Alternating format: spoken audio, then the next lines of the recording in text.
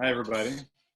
My name is Ari Aster. I'm curator of Film at Museum of the Moving Image, and I welcome you to the third ever Reverse Shot Happy Hour. Thanks so much for joining us again, for being here, for making it through another week yourselves, and for wanting to hang out with us to talk about film and life and what we're all up to. As a representative of the museum, I want to thank you for joining us, for RSVPing, for whatever donations you may have given to us for this or for any event that we've done the last couple months. We're immensely grateful for your doing so, for helping us keep them going during these difficult times. But also, we're just really thrilled to be able to keep doing programming and to be able to amplify the work of Reverse Shot, which has been a long time an amazing asset for the museum. And as we are pretty much fully online at the moment, one of the great strengths that we have is Reverse Shot and the folks who we get the chance to publish and work with regularly. Both in terms of programming, in terms of our See It Big program, but also obviously through Reverse Shot. And so I'll stop with that for now. Maybe you'll hear from me a little bit later. But in the meantime, I'd like to introduce you to the hosts of the Reverse Shot Happy Hour. We've got the editor and co-editor, co-founders, Jeff Reichert and Michael Koresky, and longtime contributor and filmmaker, Farihah Zaman.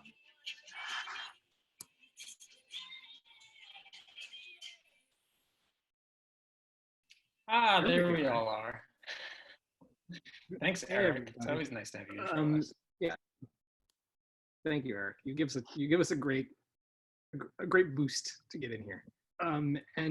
For those of you who are new to Reverse Shot, as Eric mentioned, we are the kind of like the house publication of the Museum of the Moving Image, and so any donations you can make to the museum help support the work helps support the work that Reverse Shot does, both in this happy hour and outside of it. So it's a great institution. So if you like Reverse Shot, if you like the museum, I believe there's a donation link that somebody from the museum can post in the chat box.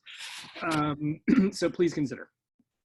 So a little bit of housekeeping before we start. This is the Reverse Shot Happy Hour. This is the third one. We're still kind of learning how this all works as we go. So we hope you enjoy it. And we have a movie out right now. Some of you may know this. Some of you may have seen it. The three of us that you see on the screen made a feature film called Feast of the Epiphany that premiered at BAM Cinema Fest back in 2018. And we've been making it available virtually right now through different cinemas across the country, including places as far-flung as Towanda, Pennsylvania, Tampa, Florida, Columbia, South Carolina. So if you go over to the Reverse Shot page, check it out, you can see what theaters are showing the film right now. And we're also, as with this, we are trying to help out venues. And so any ticket you purchase for Feast of the Epiphany, for the Museum of the Moving Image, or any other theater goes to help support that institution. So we hope you give it a look. We'd love for you to see the film. Thanks, Jeff. It's so for the past couple of weeks, again, this is only the third time we've done this, and as I always say to everyone, kind of bear with us with these new experiments. I think we're enjoying it, but I think we're still kind of getting our footing. But one of the things that we've been wanting to do here is to kind of focus things around a theme every week. And so for the first week, we talked about community and how that's representative in the work that we do and also in some of the films that we watch. Last week, we talked about labor and work, and we talked with some guests, including Nellie Killian, whose series Tell Me on the Criterion channel actually is available as of today. So if you watched last week's conversation and you were interested in the films that Nellie was talking about, and they're amazing films, they are available today on the Criterion channel. Today's theme, we decided to talk about family, which is kind of a large, kind of like a wide term. And I think we alighted upon that for various reasons. I mean, it's very subjective. It means different things to different people. Families are different to every person. Family can be terrifying. Family can be comforting. And I think a lot of us are separated from our families right now. And whether those families are our birth families or our chosen families, however you want to define it, the isolation is a challenge. And I think that we're working through that. And I think films have been a comfort to people like us, cinephiles, I had to show this shirt off. This is actually Momi merch. This is actually kind of a plug, but I still like this shirt. That was a great shirt. You wear it well. It's embarrassing. Thank you. I appreciate that. Also, just if anyone's interested in the ongoing changing of the magazine covers, this is one of my favorites this week. This is the Men of Melrose that I've had since 1994 or 3, I believe. So it was a kind of a daring thing that they did back then, where they kind of just said, forget the women. What about those hunks? And they put all 4 of them on the cover. It's great. Was it a queer eye-opening for you, Michael, the Men of Melrose? I think like half of the Entertainment Weekly covers in the 90s were queer eye openings for me. We've been asked for a magazine close-up. Maybe we could save that for later in the show so people can. Oh yeah, like maybe you could take us out with a close-up, give the people what they want. So many close-ups, shocking close-ups that will happen in this hour. No, don't run away, anybody. So again, like before we introduce our special guests, I want to kind of pass it over to Farihah real quick and also ask like this theme that we've been talking about, like what it means to you and how you're doing being separated from your family. And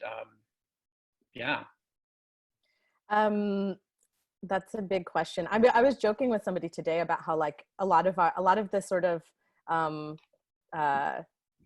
instinctive, like these are the social norms language that we use. I'll call somebody that I haven't spoken to in a while and be like, well, how are you? And then as soon as it comes out of my mouth, I'm like, what are they gonna say? Like, what are they even gonna say? It's like such a big question. And it was tough, like wrestling with the theme a little bit, because my instinct was like to like filter intellectually because that's more comfortable. And it's hard to talk about, your real feelings. I thought about talking about Home for the Holidays, but I guess, Michael and I talk about it literally every time we have any sort of public event. So maybe we could mix it up. It should only be Thanksgiving, but we end up talking about it like every possible holiday. There's so much there. It's a very rich source material. Jodie Foster's film, we should say for people who haven't seen it, Jodie Foster's 1995 film. It's amazing. Yeah, it's an amazing script. Like really did talk about blood family and queer family, chosen family. But I have been thinking a lot this week in a quite literal way about family, about my mom in particular. She lives in Dhaka. Bangladesh and India have been hit extremely hard by a cyclone this week. I'm feeling a little teary talking about it when you see the images and think about like, I'm like, these are my people, and they struggle so much with what's happening with the pandemic. There's so many people living below the poverty line, and it's a densely populated country, and the areas that are being hit by tropical storms are like fishermen, villagers, people living in boats, the Sundarbans, extremely vulnerable. So I wanted to highlight a Bengali language filmmaker, so Satyajit Ray, it's not like revelatory for many, I know. He's a legend for a reason, but like these are the movies that I watched with my mom where we had this shared reference point growing up, and I like started to understand a little bit about her experience. Like my parents lived through the Bengali Liberation War. I think it was just the first moment of awakening for me about like their life before me in a way, even though it's not super specifically about the Bangladeshi Civil War. And it was also like what made me want to make movies, seeing these films, like seeing something that spoke to me, that I felt like spoke to both halves of my brain as like somebody who is visual and then in the language that I grew up speaking, and specifically the world of Apu or Apu's trilogy, or in Bengali it's Apur Shongshar, which I think is one of the most beautiful languages in the world. And like a little fun fact, the reason why, besides just that it's like the best known of his work, I'm focusing on it is because I had a very minor job with the Criterion release of that trilogy, which was overseeing, it was like revising the translation of the extras, the DVD extras. So not like, I didn't translate them. I didn't do anything with the film itself. I didn't even translate the extras, but I like watched it after and made sure it made sense. And I remember like starting to get into the weeds so much that the producer that I was working with was like, we don't need to retranslate it. I just need to know that it makes sense. Is this okay? Yeah, but I was like, let's have a long debate about the meaning of this phrase. So it's like, and it was like the work that I've done, including like films that I have directed that I think my mom is most proud of, that I had like any like hint of a pinky finger on that release. But I think like, you know, what I love about those films is that it shows the construction, a construction of family that I'm familiar with in South Asian homes. Your extended family is not considered your extended family necessarily.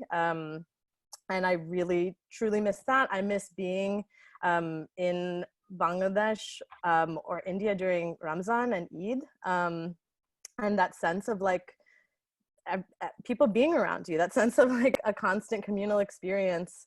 And I think he shows it with all its warts. So it's not this like totally sentimental depiction of, well, your whole extended family's there, isn't it wonderful all the time? No, there's like a huge amount of tension around like all of the dynamics with one another, around the loss of family. So that, you know, the death of the sister in the first film is like I think what sets the entire trajectory of the trilogy on its path. So yeah, there's a real like complicated unspooling over decades of what family is, and in a way that is very culturally meaningful to me. Mm-hmm. Yeah, well, the idea of representing family through this kind of overarching saga that goes across many films, or maybe across many seasons, as it were today, something that we are going to talk about with our first guest. And I should start introducing him. So this is Ari Aster, and everybody who's watching, hopefully, I'm sure, knows him as the extremely talented filmmaker of Hereditary and Midsommar, two of the most upsetting and kind of amazing movies of the past few years. Movies that people, like, when they see them, they want to talk about them, regardless of and really just astonishing works. But one of the reasons I wanted to have him on here, more importantly, is that he's just a great cinephile. He is somebody that I just love talking about movies with, period. He has great taste. He's actually a wonderful critic. He's a wonderful writer on film. And we are so pleased to have him here. So Ari, if you're out there in the shadows, welcome. We're going to pull the curtain back. There you are. There he is. Hello. Ari. Hello, guys. Hello, Ari. Thanks for that very warm introduction. I'm well, thank you. Thanks for that very warm introduction. It's good to be here. Well, we're very happy to be here. I know. So before we kind of like get going on movies, how are you doing? I mean, this is the thing you have to ask. Wouldn't it seem weird if we just kind of didn't say how are you and how are you? Yeah, where are you? Yeah, how are you doing? I'm fine. I'm in New Mexico right now, near family. I live in New York, but I was in California when everything became serious and when the lockdown happened, and so I've been sort of hopping from bunker to bunker. But I've been here for about 2 months, and it's been good to be near my family and you know, New Mexico is a pretty good place to be. There's a lot of space and it's very pretty right now, and you don't feel it in the same way that I think New York is feeling it, although I'll be coming to New York very soon. So I'm planning to be in New York in the next week or two. And it's been almost 3 months since I've been there. So I can't wait to hang out. You know, go get a drink. We'll get some food. We'll go to our favorite. We'll welcome you with very open arms that never reach around. Yes, way open. Is being away from New York like for 3 months? Is that like shooting a film in a certain sense? Like, how long does it take for you to shoot Midsommar? Well, Midsommar, we were in Hungary for, I'd say altogether 5 months. But it was about 8 weeks of shooting. Was it 8 weeks of shooting? It was 8 weeks of shooting. although those days were very, they were very tight days because we were totally dependent on sunlight. But yeah, so I'm more than halfway through the pre-production / production schedule of a hypothetical movie. And how does that feel to be working on but actually just be sitting by yourself in a room? Yeah, I mean, it's I've been in isolation out here, and I feel like your routine gets so set so quickly that if anything, it becomes easier. Like the days are really bleeding together, and they all look pretty much the same, and yeah. Well, and I'm just very sorry. No, finished. Go ahead. Oh yeah, no, I was saying I'm just grateful to be healthy, and that my family's healthy, and so I can't complain. That's for sure. Right. Yeah. That's small pleasures. So I was going to say that, like, one of the ways that I know that you're gauging progress, one of the ways that you're keeping a routine is by revisiting The Sopranos. And I really wanted to talk about this because it fits so well into the theme of the week on family. And also because I'm one of those people, and I know I'm one of the millions of those people that when I hear someone mention Sopranos, I start to like shake and go crazy because I just have to like spill my guts and talk about it for the next like 7 hours.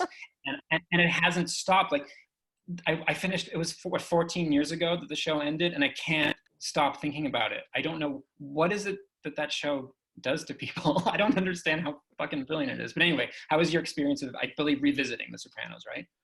Yeah, I went through it when it was first airing on HBO in the early 2000s with my family, and I was a lot younger, and I loved the show, and I've revisited a lot of the episodes over the years, but I haven't gone through it in order since first watching it, and I'm pretty awe-stricken by what it is. I started with season 3 just because that's where I wanted to start, and I love the first 2 seasons, and I'm planning on going back to them when I get through season 6, and I'm in season 6 right now. But I remember that's where the show kind of became especially radical, and especially that's where it started to like kind of just twist itself into a new shape.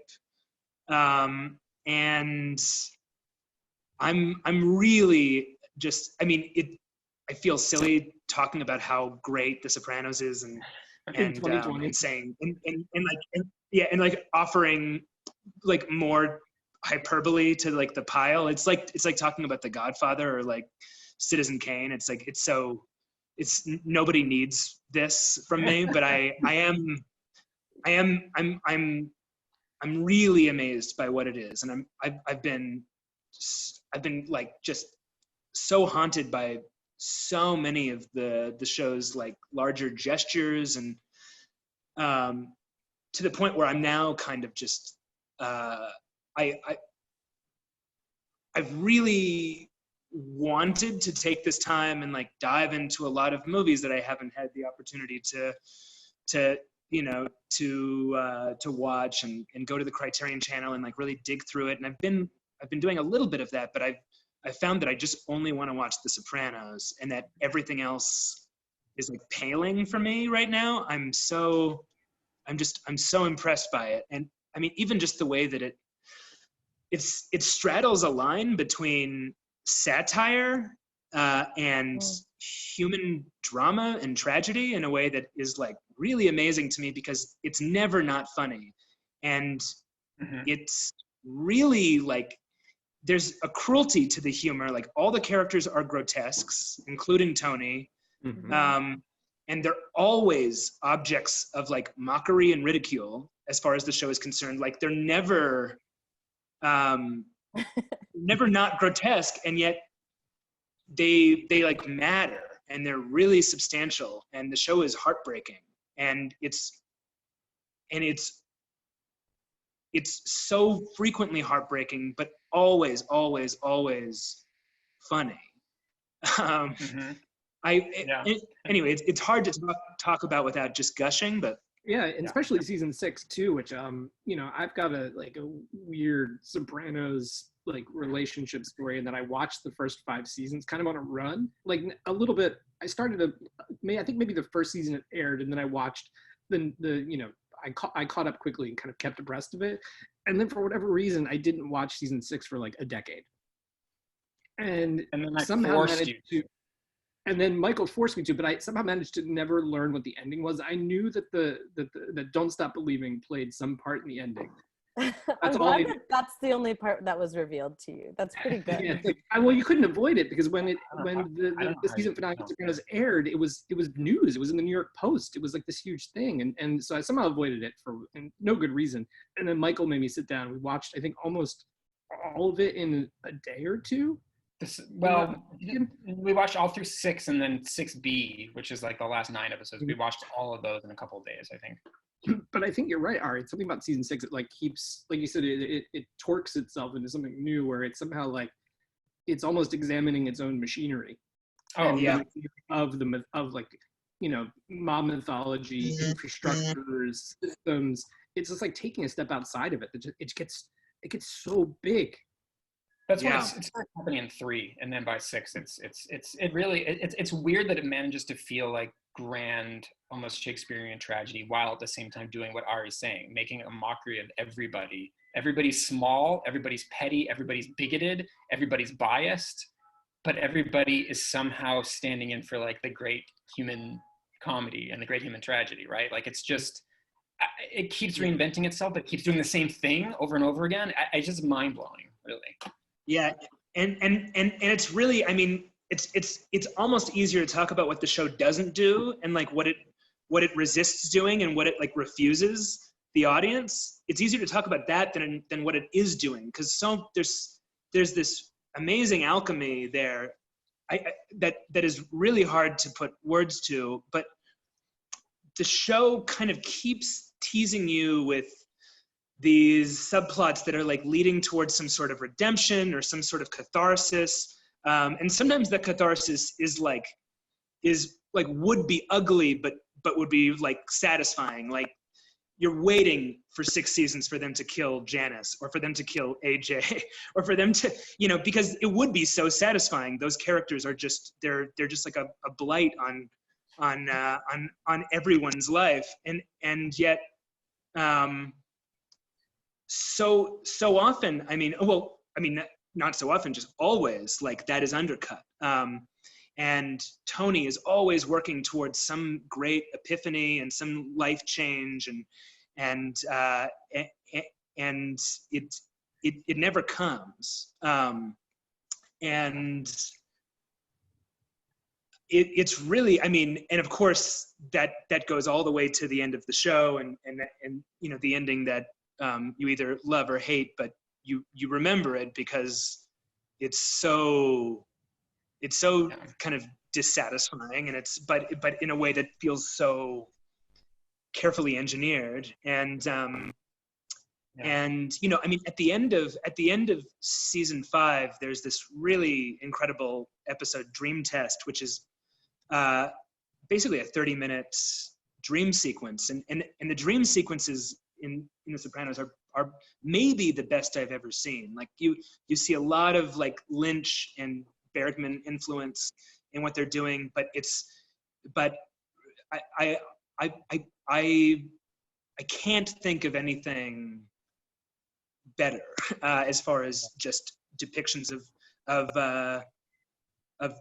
living through a dream. And that's like 1 or 2 episodes before the very end of that season. And then it feels incredibly radical to stay in a dream that long, and one that's kind of so like explicit about what it's revealing about the character and where it's going. And then at the very beginning of season 6, they go right back there when Tony enters his coma, and you have 2 episodes of him living through another dream. And I'm sort of fascinated by that. Oh, sorry. No, please go ahead. I'm sort of fascinated by the idea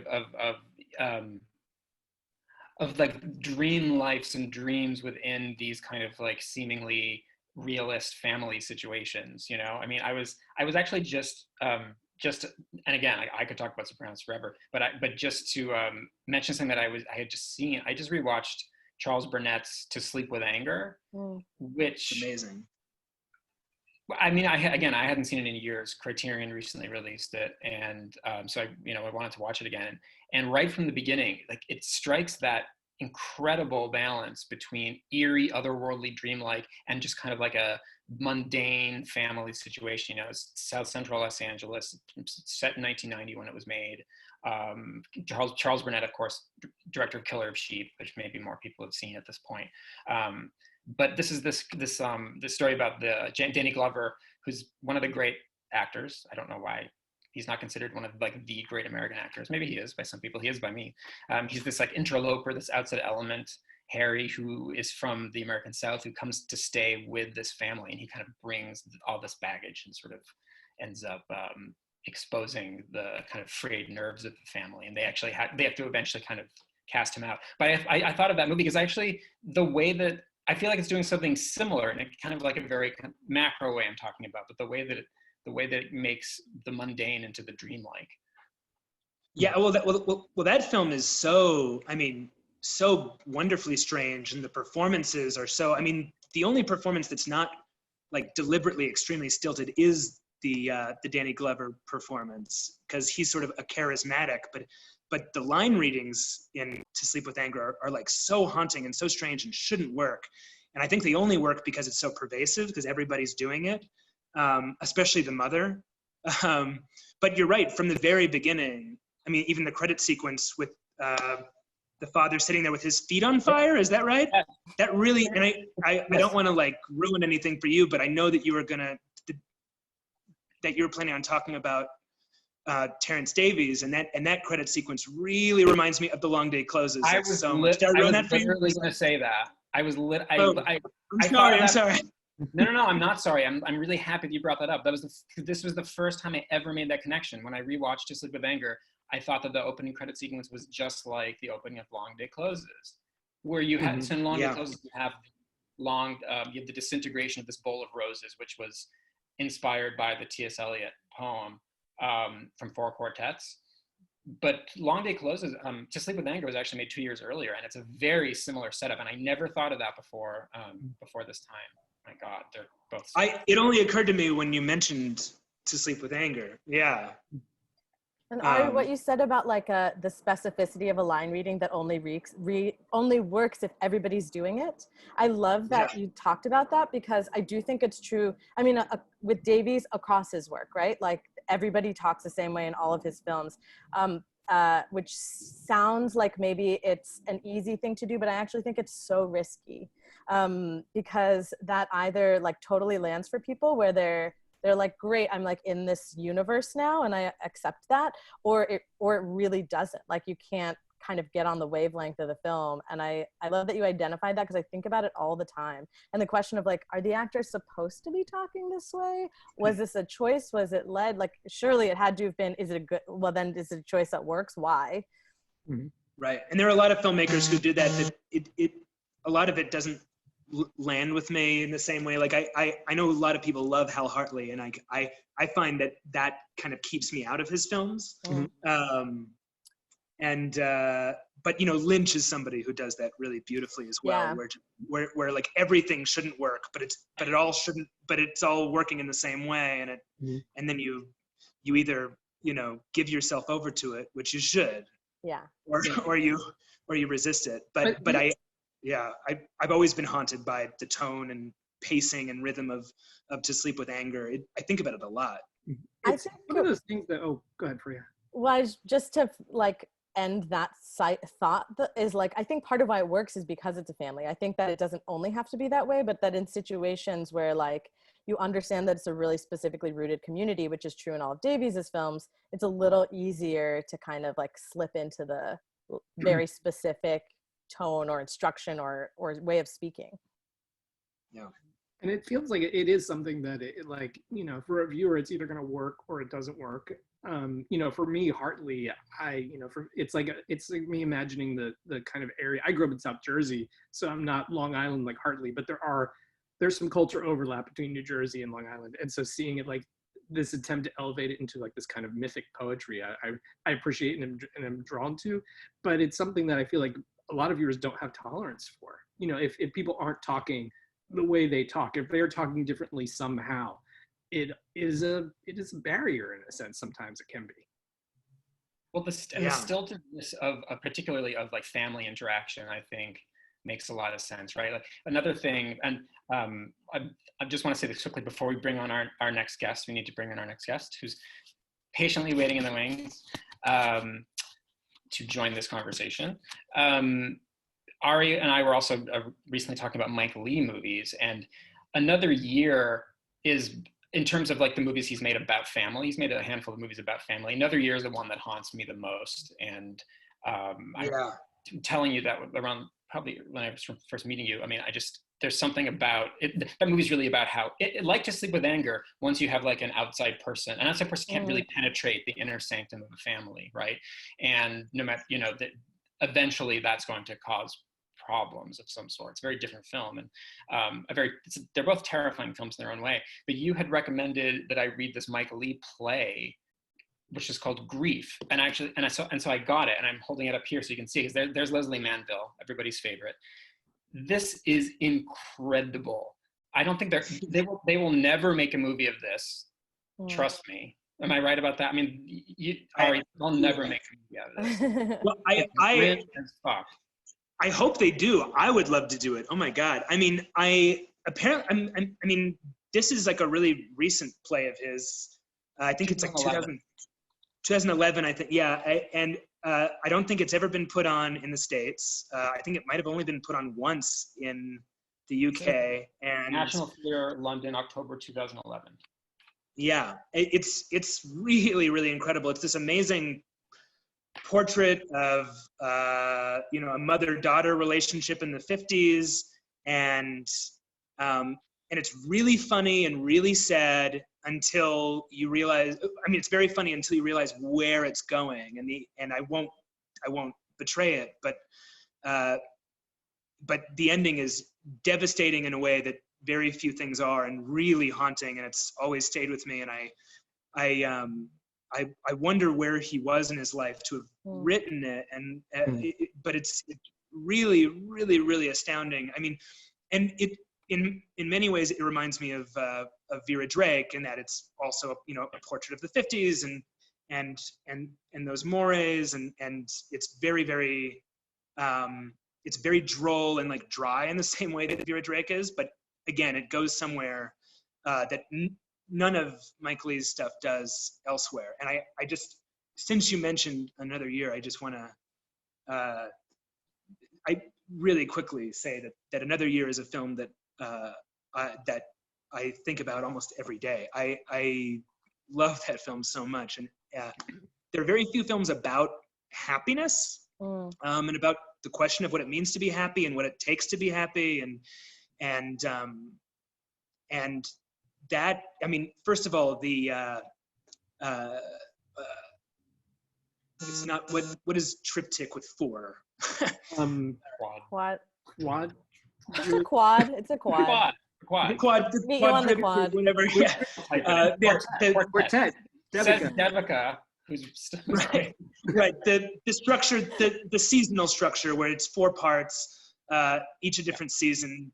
That pays off so beautifully. And then just that's just a film that is, the first time you watch it, like you don't know what you're watching until the very end, and then when it reveals itself, it's shattering, because it feels like you're watching this film about this family that's very happy, and their friend who, you know, is kind of, you know, the agent of her own unhappiness, and then you realize this is not about this family at all. This is about this woman, and the family like slowly kind of recedes from the film, and you're just left alone with her, and she's hopeless. And the feeling of that ending is so, it's really despairing in a way that sneaks up on you, especially because the film is so warm and so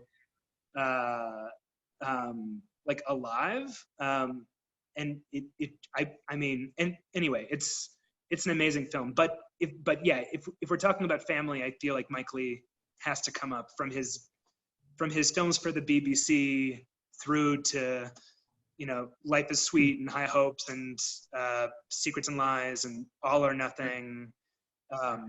Even Topsy-Turvy is about this kind of like assembled family. It's about like these families that you pick up along the way. Yeah, Topsy-Turvy is my favorite of all of his films. I'm going to bring in Devika Girish, the assistant editor of Film Comment. Great writer, great friend. I know she's going to have a lot to say about this stuff, so join the party. There you are. Hey. Hello. Yeah, that looks like a new background. Sorry? Is that a new background? It is a new background. I love how you say it like she constructed it. Yeah. I built this chest of drawers for this. I hear people are going back to some real handy hobbies these days. The New York Times tells me. Yep. Thank you for being here. Thanks for joining. I know you were rushing back. Thank you for having me. Michael, thanks for letting us know that you're a cinephile. I know. I mean, this shirt only comes out of the drawer like once a year, and I figured, why not today? My shirt says I don't know how normal people dress anymore. I live alone. This was here. It's not pajamas. That's sort of the look I'm going for. A lot less about how I dress these days. Like this is like, yes, I'm expressing something, but I'm also just saying, fuck it. Here is You're getting really literal. Like, yeah. Your clothes express the most well-known thing about you. See me, know who I am. Somebody please. How have you been, Devika? I've been all right. Honestly, I don't have anything to say about how I've been because it's all the same. It's all the same. Yeah, I've just kind of stayed, stayed moving. I've been calling it an emotional roller coaster that only loops. You're like, you can pick a point, but it's coming back. Yeah. Yeah, and I mean, I just realized today that apparently there's like a long weekend coming. Yeah, apparently. There was utter silence. There was the first true moment of dead silence. Which is extremely unsettling. What is a weekend? What is a weekend and what is long? I've like lost sense of what like duration or what an extended period of time really means. So where's your family, Devika? My family is very far away right now. They're in India. So today's topic has been on my mind a lot, as I'm sure just any crisis like this makes you think of family a lot. And I just try to check in with them. They wake up when I go to bed. So just try to like talk. And both my parents are doctors. So that's been kind of nerve-wracking because they are working and seeing patients. And my mother is like working in a COVID clinic. So I've just been like pretty consumed with worry about that. Mm-hmm. But they're like weirdly extremely calm. And, this is like just their job. And they're also used to working with infectious diseases and feel like, but they're like weirdly super anxious about every little thing I do, It's like you're actually going out there and testing patients for COVID, but you're worried about, I don't know, picking up food or something. So that's been the weird. Such a parent thing. I know. And also I found that, I'm like, I'll talk about like, here are the risks that countries like Bangladesh, India have that are very unique. And of course, every time I talk to my mom, she's like, you're in New York. Like, what are you even talking about? I'm worried about you. No, it's so unsettling. And actually, I mean, I was away from New York for a little bit. That's what's going on. And I returned to New York, and when I left, we didn't have the sense that this is the epicenter of the global pandemic. So it's like really weird to return. It's like, where are you going? I'm going to the epicenter of this global pandemic, you know? And just kind of coming in the midst of that has been pretty strange. Well, your parents do amazing work, and please share our Thank you. respect and gratitude. I will. When we applaud at 7 p.m., we'll be applauding for them. Yes, I will let them know that you're applauding for them. It's 7 p.m. somewhere. So have you been able to watch stuff despite all this? Yeah, I think, you know, I have like weird phases of doing a lot of watching, just like watching relentlessly, and then just needing a break from the screen. So just kind of spending time reading and knitting, which is my new hobby / potential career change. I'm taking up knitting. And so it kind of comes and goes. And I think there's an extent to which I can like consume media in general, just because it feels like that's my only connection to anything current right now. You know, I mean, I can read and like do other things, but the only way to like feel plugged in any way is through a screen, and that can get, I mean, and you know, the only way to feel any sense of familial closeness, or, you know, be with friends or have a sense of community or get the news or all of that entertainment. And I think that's a little bit overwhelming. But yeah, I've been seeing some stuff, and you know, I was listening to you guys talk about family and its various manifestations, and one film that I saw recently that I did want to bring up, because it's going to be available to stream pretty soon. It's a documentary called Kelly Loves Tony by Spencer Nakasako. Has any of you, have you seen it? The reason I ended up watching it is because it's part of this series that Sentient.Art.Film, this distribution. Oh, they're doing No Data Plan. Yeah. Oh yeah, exactly, that distribution company. So they're doing the series to celebrate Asian Pacific Islander American Month, Heritage Month, and the series is, I think it's called like Asian American Film and Video from the 1990s. It's this really cool project put together by Keisha Knight of Sentient.Art.Film and Abby Sun. And I'm contributing something to the digital program notes. So I ended up watching Kelly Loves Tony, which is a documentary made in 1998 by Spencer Nakasako, who made this really incredible trilogy of sort of collaborative, that word is very fraught, but I'll just use it as like a templatized introduction. These collaborative documentaries made from within various Southeast Asian refugee communities on the West Coast in California. And he worked as a film and video teacher with a lot of refugee, you know, Southeast Asian refugee youth in those communities.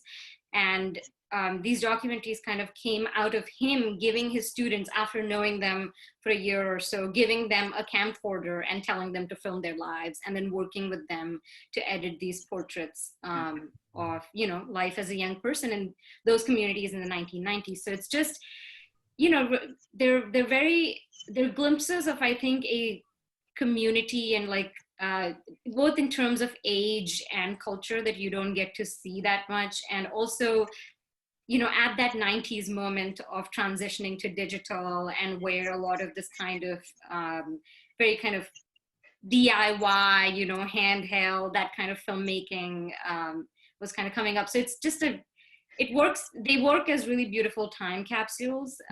And this particular documentary is fascinating because the other two, they're AKA Dawn Bonus and Refugee. That's the first and the last one. And they're they have sort of a single director subject person, and, you know, it's a teenage guy. And this one is actually a couple. It's Kelly and Tony. They're these young teenage refugees from Laos. And, you know, they were told to film their lives for a year and a half after Kelly's high school graduation. So that's when the documentary opens. And then we soon find out that she's pregnant. And, you know, she's like 15 or 16. And it kind of tracks how they have to learn to be a family unit while they've not really learned to become people yet. And, you know, Kelly has all these aspirations. She really wants to go to college. She really wants to get a job. She mentions the term American dream at one point. And so she's kind of struggling to do that while also learning to become a mother. They get engaged, and she has to like move in with his family as this sort of customary, like she has to, you know, prove herself as a good potential daughter-in-law. So she's trying to figure out how to fulfill those roles and raise her child while also having an idea of who she wants to be. And Tony is, you know, was in gangs before, and you know, has been in and out of prison, and is kind of on the mend, and he's fighting a deportation case. So you know, they both have these like kind of massive ways in which they have to like prove themselves as worthy while also pursuing some semblance of personal desire and ambition. And it's, you know, I mean, Kelly is incredibly articulate. The way she's able to articulate her experience as a gendered, as a raced person, as a young person, it's really remarkable to see her do that, and all on her own. You know, they're wielding the camera themselves. She records these little video diary segments where she's setting up the camera, speaking into the mic. So this incredible capacity to, I think, self-reflect in a way that we would think would come from a level of like training or exposure to what it means to be mediated, which you see them developing that over the course of the film while they're developing all their other identities. And I think what is like the most interesting to me is, especially in mainstream representations of Asian American culture in the US, there's that classic like tradition versus individuality, family versus your existence as your own person. But it's usually like in the mainstream context presented as a cultural thing, but not as a political or a class, or, you know, it's kind of a little apolitical, but cultural, I think, in a lot of representations. And here, it kind of complicates this a little more, because these tensions between family, tradition, individuality, they're all circumscribed by the fact that this is a huge family living in a tiny house. There's no personal space because they're all refugees, you know, these people who kind of moved here. And a lot of them are refugees of the secret war, which, you know, kind of happened in Southeast Asian countries alongside the Vietnam War. So they're kind of products of American imperialism who are trying to get by with very little means. And they're circumscribed by the risk of deportation, you know, the need to kind of, you know, sustain themselves while also trying to hold on to something of the history and the past that was literally erased for some of them, you know, who lost their parents in the secret. Like Kelly lost her father in the secret war. Not to interrupt, but where can you just like make sure to tell people where this is available to watch? Yes, Sentient.Art.Film is, I think if you Google that, the site will come up. I think the site is called Sentient.Film.com. I'll put that in when I have a second. Okay. I was actually thinking while you're talking about, because you're talking about a documentary, and this was, again, like these are people kind of documenting their own lives. That's when you have a documentary that's about family or at all about any kind of like interiorized world, it's usually kind of through, and I'm posing this to the documentary filmmakers in the room just to make sure I'm saying right. It seems like often they are kind of like self-made. There aren't a lot of documentaries about families that are made by outside people, right? I mean, because often families won't let people penetrate those worlds. I've thought of A Married Couple, the amazing Alan King documentary that I absolutely love from 1969, which is like bonkers and brilliant. But incredible. Other documentaries, it is hard to get that kind of access, but I mean, Great Gardens would be an example, like a counterexample. Well, that's certainly, yeah. And my parents have become Great Gardens over the course of I mean, we are all Great Gardens. So, you know, Michael, you were talking earlier, and I know in general that like you have this love of like a stranger comes to town, like that story and the outsider's perspective. I didn't know that. I'm glad. You've talked about it with regards to Feast of the Epiphany, which is the film we were talking about that Michael, Jeff, and I all directed together, where, you know, of course, even the makers of a film, everybody responds to different things. And like, I know that you often bring up this character of Jacob, and like that he's such an interesting person to you because like the wild card, right? Even in life, when you have a dinner party, it's like, what's a wild card gonna do? And like, what is it like entering this space, this like holy sanctum of like pre-existing relationships? I remember like people I dated meeting my group of friends and like walking away from board game night being like, I can't do that anymore. Like it's too, there's something about the space and the dynamic that's too impenetrable. And I think that can function in documentaries too, like that though we see it more often in narrative film or scripted film rather, because access is tough, but that like sometimes the outsider's perspective totally shifts everything. And Grey Gardens is a great example of that, because one of the things that we're responding to is how the Eddies are performing for the filmmakers or flirting with the filmmakers, or, you know, like the shift is like I don't see it as, I'm not as like journalist strict about this or whatever, like the perception of journalists strict about this, and that like you shouldn't change the environment, but that actually the entry of somebody into the environment also shows something new and interesting and equally true about the family space. Yeah, well, and the Alan King film, A Married Couple, that Michael was mentioning is fascinating as well, because you wonder what conversations happened in between scenes to lead to these people allowing themselves to be shown this way. Like there's, I'm A Married Couple is, you're like watching the dissolution of a relationship in the most like spectacular way.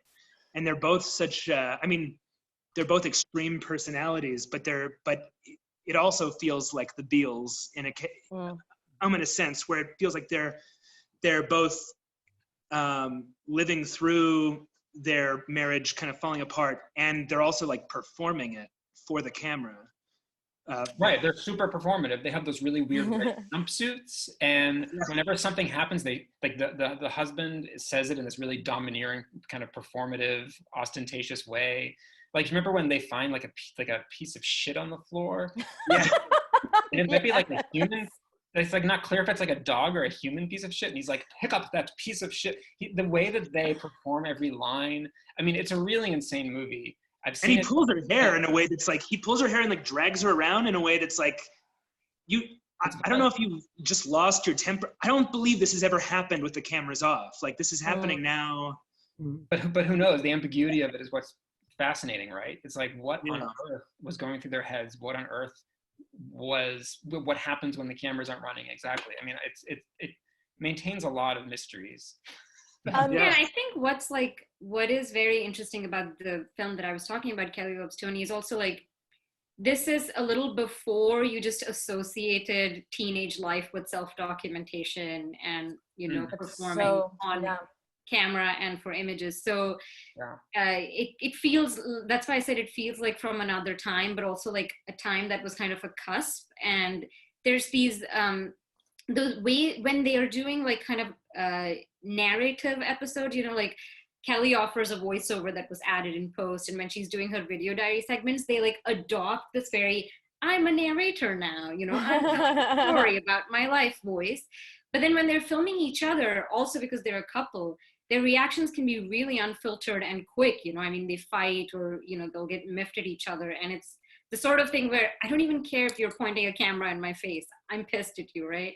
And so there's, it just kind of encompasses so many different ways in which people interact with cameras before that became sort of the norm.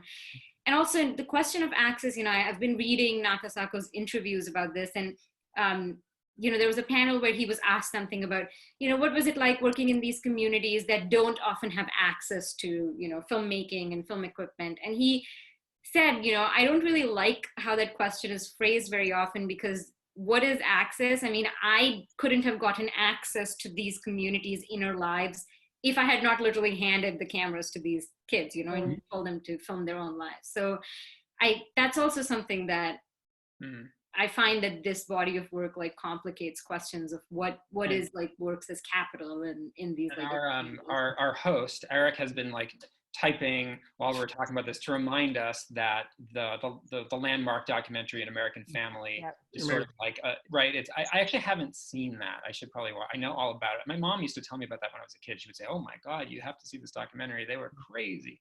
But I never actually watched that. But that reminds me, we should also probably bring Eric back into the conversation so he can, God, it's almost 6. He can vouch for that one. Sorry, Eric, that we forgot about. This is great. No, you don't need me. This is great. There's a movie that I want to bring up, speaking of Americans, I guess, and teens. Well, we talked about, you know, An American Family. There's a movie called American Vagabond. I'm sorry, I have no idea where to see it. It's like one of those movies where you're like, I watched it at a festival one time and I don't know anybody else who's seen it or I've been able to talk to about it. So like, you know, please watch it just so I feel less alone. And then You've been talking about this movie for years. And yeah, I well, Devika talking about Kelly Loves Tony made me think of it because, so it's by a filmmaker named Susanna Helke, who's super interesting, Finnish filmmaker. I think this was her first English language doc.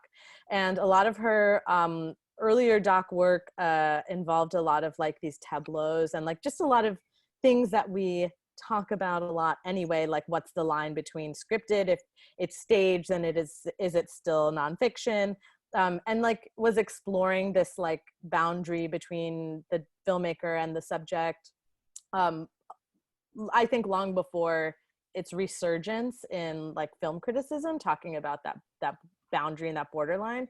And in American Vagabond, it's a gay teen couple. They because of the lack of acceptance at home, they run away to San Francisco, and it's sort of about, you know, them, you know, discovering that it's not the paradise that they expected, that the class issues that they experience continue to happen there, that there's a level of, you know, speaking of access to like this larger community that they can't find.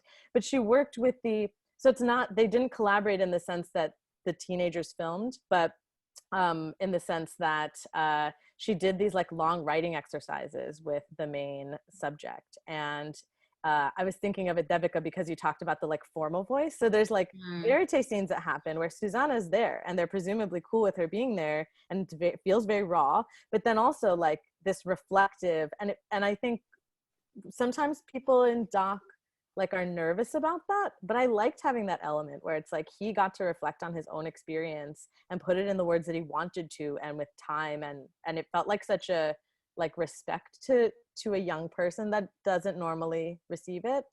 And also the thing about that film is that it suddenly shifts to the mother's perspective.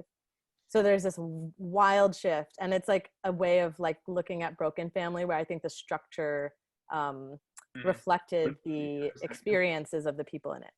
It looks like Michael Lerman from the audience has found it on the DFI. What's DFI? I don't know, but he says it rules.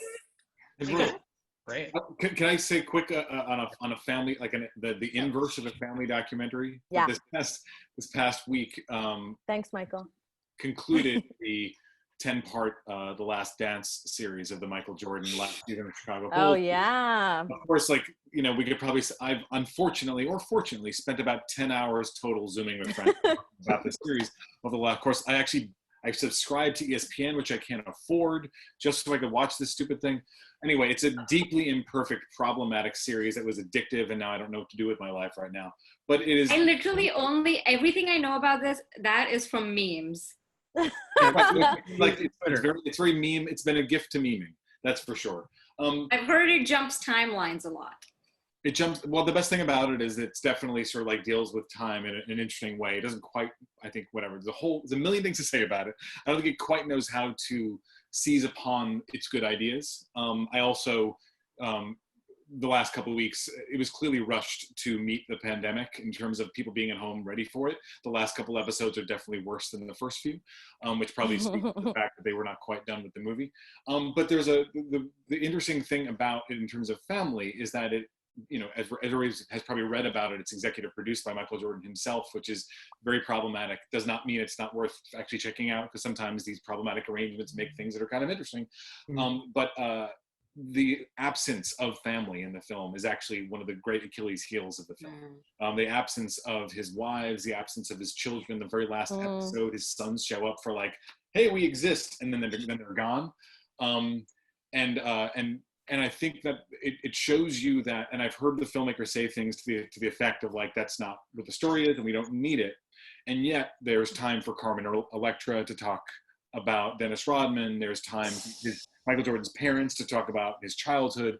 So like and regardless of what the reasons are for it, to me, it shows you how misguided the notion is of actually, no, that's not part of the story, that's not interesting, because it's actually usually is quite interesting, and quite possibly, like, though it's a hagiographic self-produced film, the takeaway I think for a lot of people is how kind of problematic Michael Jordan is.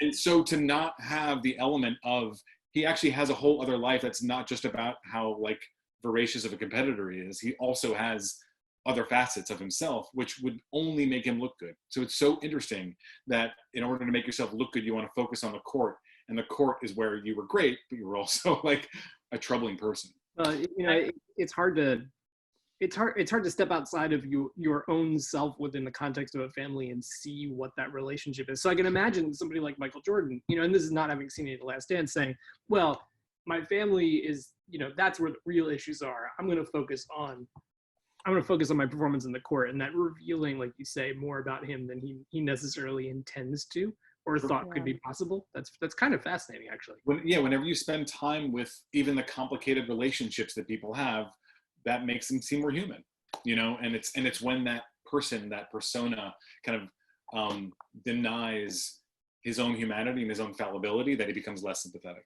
Does anyone know what the fucking full forwards is? Because Ash Clark has recommended, it says in the chat, Ash Clark, hello Ash, has recommended, I would like to recommend the British doc, The Fucking Full Forwards. Michael, your delivery is withering. I just love that title. I think, you know what, Ash, mention it in there. Tell us where we can find it. And maybe also, I feel like I'd be remiss to not also throw in the title "Real Life" by Albert Brooks. Oh yes. Oh yeah. Of course. If we're talking about the documentary depictions of family life and that's a really great not very subtle satire from the 70s that actually was really prophetic. No, but it's also a satire of an American family. Yeah. Well, and Albert Brooks is somebody that. Wait a minute. Are we going to go off on Albert Brooks now? We should have a whole episode on Albert Brooks coming up, which Eric wrote about recently for a verse shot about defending your life, which is the greatest film ever made. It's a really exciting movie. If anyone hasn't seen there. it, you'll go and your mind will go in all sorts of different directions. Yeah, we're running out of time, which is sort of sad. But Ari, while we have you here, first of all, where are you in The Sopranos? What episode are you on? So you can make me jealous, because I wish I were watching it right now. I'm on season 6, episode 6. So what's season 6A? So I just Johnny Sack's wedding. Did Johnny Sack's daughter's wedding happen? It's the one right out. I just watched last night. I watched that episode, which is incredible, and then the episode following that, which is the Vito episode where where Vito goes on the lam because he's been exposed as a gay man. I love the Vito thread so much. It's so moving. It's so sad. It's so strange. God, it's devastating. It's amazing. Well, I'm glad that you are going through that. That's a positive journey. Those nefarious, awful. Sort of. Yeah.